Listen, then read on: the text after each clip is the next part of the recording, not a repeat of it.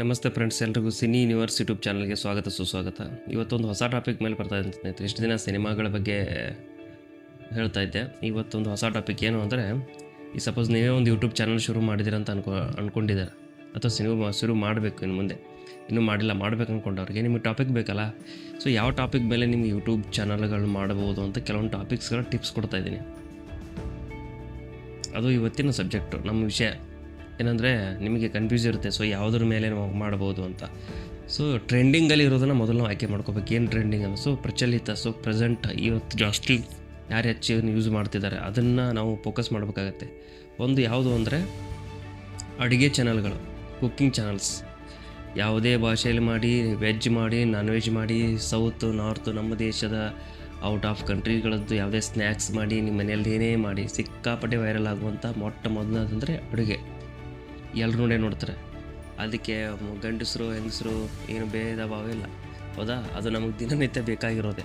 So ಹೀಗಾಗಿ ಅದನ್ನು ಮಾಡ್ತಾರೆ. ಒಂದು ಮತ್ತು ಇನ್ನೊಂದು ಕ್ರಿಯೇಟಿವ್ ಬಗ್ಗೆ ಮಾಡೋದು. ಈಗ ಯಾವ ಥರ ಕ್ರಿಯೇಟಿವ್ ಅಂದರೆ, ಯೂಟ್ಯೂಬ್ ಚಾನಲ್ ಹೆಂಗೆ ಕ್ರಿಯೇಟ್ ಮಾಡೋದು, ಬರೀ ಕ್ರಿಯೇಟೆಡ್, ಅಥವಾ ಗೂಗಲ್ ಅಕೌಂಟ್ ಹೆಂಗೆ ಕ್ರಿಯೇಟ್ ಮಾಡೋದು, ಫೇಸ್ಬುಕ್ ಅಕೌಂಟ್ ಹೆಂಗೆ ಕ್ರಿಯೇಟ್ ಮಾಡೋದು, ಇನ್ಸ್ಟಾಗ್ರಾಮ್ ಐ ಡಿಗಳನ್ನ ಹೆಂಗೆ ಕ್ರಿಯೇಟ್ ಮಾಡೋದು.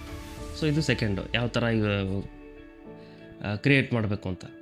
ಸೊ ಇದಾದ ಮೇಲೆ ದ ಬೆಸ್ಟ್, ನಿಮಗೆ ಎಲ್ಲರಿಗೂ, ಒಬ್ಬ ಎಜುಕೇಟೆಡಿಂದ ಏನು ಅನ್ಎಜುಕೇಟೆಡ್ಗಳವರೆಗೂ ಎಲ್ರಿಗೂ ಬೇಕಾಗಿರುವಂಥ ಇನ್ನೊಂದು ವಿಷಯ ಅಂದರೆ ಟೂರ್ಸ್ ಚಾನಲ್ಸ್. ಅಂದರೆ ಈಗ ನಿಮ್ಮ ಊರಲ್ಲಿರುವಂಥ ಐತಿಹಾಸಿಕ ಸ್ಥಳಗಳು, ದೇವಸ್ಥಾನ ಆಗಿರ್ಬೋದು, ಯಾವುದೇ ಕುತೂಹಲಕಾರಿ ಇರುವಂಥ ದೊಡ್ಡ ದೊಡ್ಡ ಮನೆಗಳಾಗಿರ್ಬೋದು, ಅದನ್ನು ತೋರಿಸೋದಾಗಿರ್ಬೋದು, ಅದನ್ನೇ ಹಿಡ್ಕೊಂಡು ಬೇರೆ ಬೇರೆ ಹಿಸ್ಟಾರಿಕಲ್ ಪ್ಲೇಸಿಗೆ ಹೋಗೋ ವಿಡಿಯೋ ಮಾಡುವಂಥದ್ದಾಗಿರ್ಬೋದು. ವ್ಲಾಗ್ಸ್ ಅಂತ ಕರೀತಾರೆ. ಆ ಬ್ಲಾಗ್ಸ್ ಈ ಹಿಸ್ಟಾರಿಕಲ್ ಚಾನಲ್ಗಳನ್ನ ಒಬ್ಬ ವಿದ್ಯಾರ್ಥಿಯಿಂದ ಹಿಡ್ಕೊಂಡು, ಶಿಕ್ಷಕರಿಂದ ಹಿಡ್ಕೊಂಡು, ಪ್ರವಾಸ ಮಾಡೋರಾಗಿರ್ಬೋದು, ಪ್ಲೇಸ್ಗಳನ್ನ ಹುಡುಕ್ತಿರ್ತಾರೆ, ಅವ್ರಿಗೆ ಗೊತ್ತಿರಲ್ಲ. ಸೊ ಅವ್ರಿಗೆ ಬೇಕಾದರೂ ಇದು ಹೆಲ್ಪ್ ಆಗುತ್ತೆ, ಹೌದಾ? ಪ್ರವಾಸದ ಚಾನಲ್ಗಳಾಗಿರ್ಬೋದು.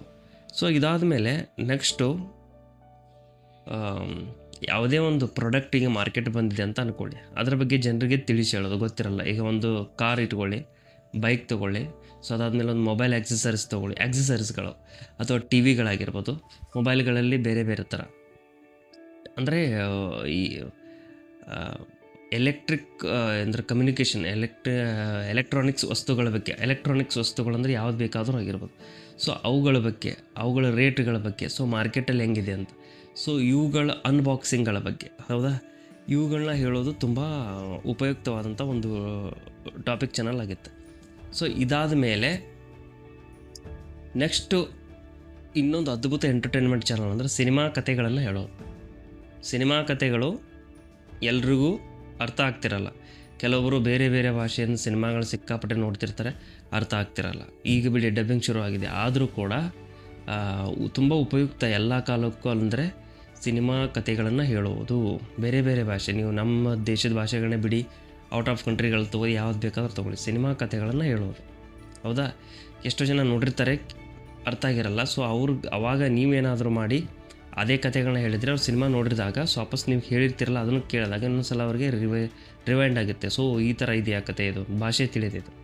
ಸೊ ಇದು ಒಂದು ಚಾನಲ್ ಅಂದರೆ cinema story explain, movie explain, ಇದಾಯಿತಾ? ಸೊ ಇದಾದ ಮೇಲೆ ಇನ್ನೊಂದು ಮುಖ್ಯವಾದಂಥ ನೆಕ್ಸ್ಟ್ ಬರೋದೇ ಇನ್ನೊಂದು motivational speech or inspirational speech ಅಂತ. ಅಂದರೆ ಸ್ಫೂರ್ತಿದಾಯಕ ಮಾತುಗಳು, ಸ್ಫೂರ್ತಿದಾಯಕ ಕಥೆಗಳು. ಅದು ನೀವು ಕಥೆಗಳ ಮುಖಾಂತರ ಆದರೂ ಹೇಳ್ಬೋದು, ನಿಮ್ಮ ಮಾತುಗಳಲ್ಲಿ ಹೇಳ್ಬೋದು. ಇನ್ನು ಯಾಕೆ ಹೇಳ್ತಾ ಇದ್ದೀನಿ ಅಂದರೆ, ಕೆಲವೊಬ್ಬರಿಗೆ ಈ ಕಮ್ಯುನಿಕೇಷನ್ ಸ್ಕಿಲ್, ಈ ವಾಕ್ಚಾತುರ್ಯ ಅಂತ ಕರಿತೀವಲ್ಲ, ಎಷ್ಟು ಅದ್ಭುತವಾಗಿ ಬಿಲ್ಡ್ ಆಗಿರುತ್ತಂದರೆ, ಅವರು ಮಾತಾಡ್ತಾ ಇದ್ದರೆ ನಿಮ್ಗೆ ಕೇಳಬೇಕು ಅನಿಸುತ್ತೆ. ಎಷ್ಟು ಏನು ರೀ, ಒಂದು ಧರ್ಮದ ವಿಷಯ ಆಗಿರ್ಬೋದು, ಒಂದು ಸ್ವಾಮಿ ವಿವೇಕಾನಂದರ ಆಗಿರ್ಬೋದು, ಸಾಧು ಸಂತರ ಬಗ್ಗೆ ಎಷ್ಟು ಅದ್ಭುತವಾಗಿ ಹೇಳ್ತಾನಲ್ರಿ ಮನುಷ್ಯ ಅಂತ ನಮಗನ್ಸುತ್ತೆ. ಸೊ ಆ ಥರ ಮಾತಿನ ಕಲೆ ಇರೋರು, ಇದು ಎಸ್ಪೆಷಲಿ ಮಾತಿನ ಬಗ್ಗೆ ಕಲೆ ಇರೋದು. ನಾನು ಅದ್ಭುತವಾಗಿ ಹೇಳ್ತೀನಿ ರೀ ಮಾತುಗಳನ್ನ, ಅದರಲ್ಲಿ ಇನ್ಸ್ಪಿರೇಷನ್ ಹೆಂಗೆ ಹೇಳ್ಬೇಕು ಅಂತ, ಒಬ್ಬರು ಮನುಷ್ಯನ ಜೀವನನೇ ಬದಲಾಯಿಸ್ತೀನಿ ಅಂತ ಇರ್ತಿರಲ್ಲ. ಸೊ ಅವರು ಈ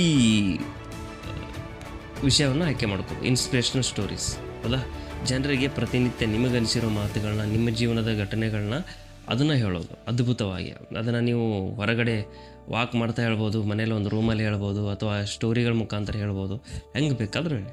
ಸೊ ಇದು ಒಂದು ಸ್ನೇಹಿತರೆ, ನನ್ನ ಪ್ರಕಾರ ತುಂಬ ಇವತ್ತು ಪ್ರಚಲಿತವಾಗಿರುವಂಥ ತುಂಬ ಟ್ರೆಂಡಿಂಗಲ್ಲಿರೋದಿದೆ ಇಷ್ಟೇ ನನ್ನ ಪ್ರಕಾರ. ನೀವು ಉಳಿದಿರೋದು ಬೇಕಾದರೆ ಯಾವುದೋ ಶೋಗಳ ಬಗ್ಗೆ ಮಾತಾಡಿ, ಅದು ಇದು ಬಗ್ಗೆ ಮಾತಾಡಿ, ಜಸ್ಟ್ ಎಂಟರ್ಟೈನ್ಮೆಂಟಲ್ಲಿ ಬರುತ್ತೆ.